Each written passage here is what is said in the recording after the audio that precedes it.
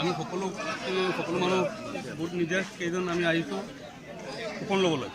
সেই মূৰত আইচক্ৰীম বিক্ৰী কৰা মানুহজন দৌৰি আহি আছে। আহোঁতে CRPFৰ জোৱান এজনে ক'ত যাবি বুলি কৈ সুধি কাক ভোট দিবি, সি কংগ্ৰেছক ভোট দিম বুলি কোৱাৰ লগে লগে এছাৰিৰে ইমান খুৱাবলৈ ধৰিলে। ইয়াৰ পিছত ৰাইজ উত্তেজিত হৈ পৰিল। এতিয়াতো তেওঁলোকৰ ওপৰৰ ছিনিয়ৰ অফিচাৰবিলাক আহিছে, কি কৰে নাজানো। মানুহকেইজন আহত ইয়াতে পৰি আছে নেকি? ইয়াতে পৰি আছিলে।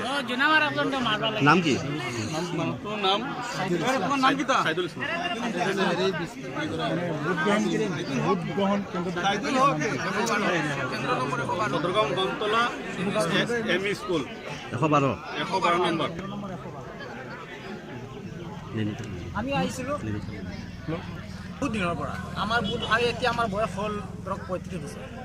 আমি ইয়াত ভোট দি আহিছোঁ প্ৰায় 18 বছৰ 20 বছৰৰ পৰা ভোট দি আছোঁ, দেখি আছোঁ।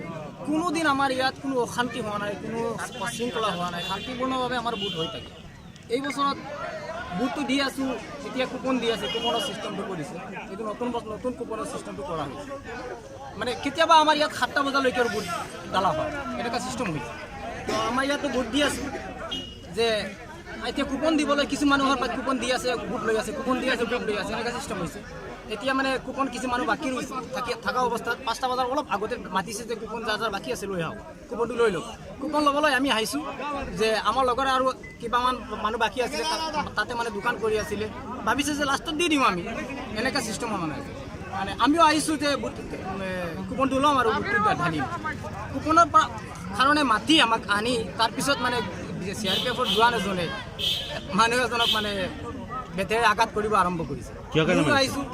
কিহৰ কাৰণে মাৰিছে মানে সুধিছিলে তাক, মানে তুমি কি বুথ কি ক'ত দিবা, তেওঁ কৈছে যে আমি কংগ্ৰেছত ঢালিম। সেইটো কাৰণেই নেকি নে বেলেগৰ কাৰণে মাৰিছে এইটো ক'ব নোৱাৰোঁ। কিন্তু এইটো তাৰমানে কোনো তাৰ কোনো ইয়ে নাই আৰু এই গল্টি নাই। এনে মানে মাতি আনিছে যে কুপন লৈ লওক। যদি এইটো বুজা যায় যে কংগ্ৰেছত ভোট দালাৰ কথা কোৱাৰ কাৰণে মানে তাক বেটেৰে আঘাত দিলে। মই আহিছোঁ, মোৰ কিন্তু কোৱা নাই যে ক'ত ভোট দিম নিদিম, মোকো খেদি দিলে। মই ভাবিছোঁ যে মোৰ এটা ইজ্জতৰ কথা হয়, সেইকাৰণে মই গুচি আঁতৰি গ'লোঁ। আপোনালোকে নিৰ্বাচনৰ দায়িত্বত থকা বিষয়াসকল বা জিলা প্ৰশাসনক জনাইছে নেকি? কাকো জনোৱা নাই। আমাৰ ইয়াত মানে যিবিলাক কোৱালিটিৰ মানুহ আছে তেখেতে মানে মাতি আনিছে বেলেগ অফিচাৰবিলাকে এতিয়া আহিছে। তেখেতে কি সিদ্ধান্ত ল'ব সেইটো তেখেতে জানে। কিন্তু ইয়াত 5টা বাজিছে। এতিয়া ভিতৰৰ অফিচাৰ এজন ওলাই আহি ক'লে যে যিসকলে ভোট দিয়া নাই আপোনালোকে কুপন লৈ ল'ব। মানুহখিনি কুপন ল'বলৈ দৌৰি আহি আছে।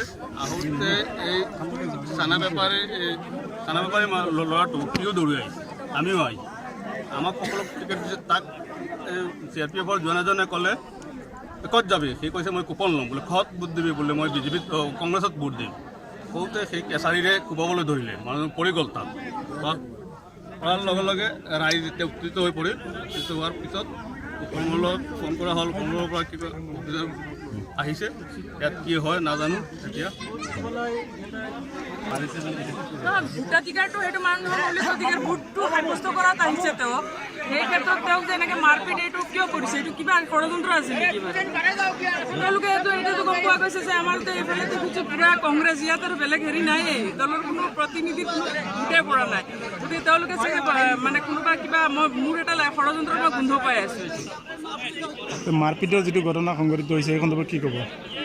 মাৰপিটৰ এইটোতো মই কৈ আছোঁ এতিয়া যে এই যে মাৰপিট, এজন মানুহে নিজৰ ভোটাধিকাৰটো সাব্যস্ত কৰিব আহোঁতে যদি এনেকৈ মাৰপিট কৰিবলগীয়া হৈছে CRPFৰ দ্বাৰা, তেতিয়াহ'লে এইটো মানে অত্যন্ত দুৰ্ভাগ্যজনক ঘটনা। আৰু এনে ঘটনাক আমি গৰিহণা দিছোঁ আৰু যিজনে মাৰপিট কৰিছে উচিত শাস্তি তেওঁৰ আমি দাবী কৰিছোঁ।